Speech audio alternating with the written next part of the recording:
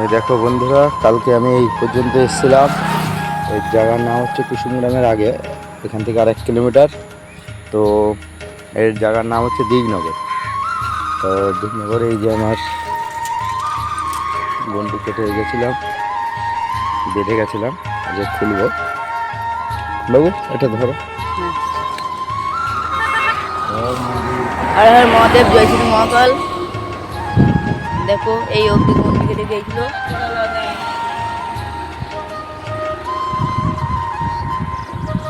এখন খুলছে।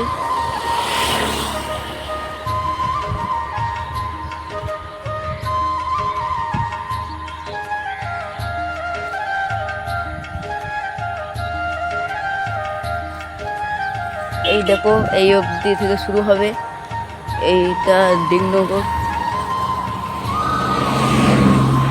যে এইখানে যে এত গন্ধ, এখন আর নেই গন্ধ, সব মিলিয়ে গেছে। বাবা এমন আশীর্বাদ করে দিয়েছে না, বাবা এখান দিয়ে পুরো হেঁটে গিয়েছে, কিচ্ছু গন্ধ নেই।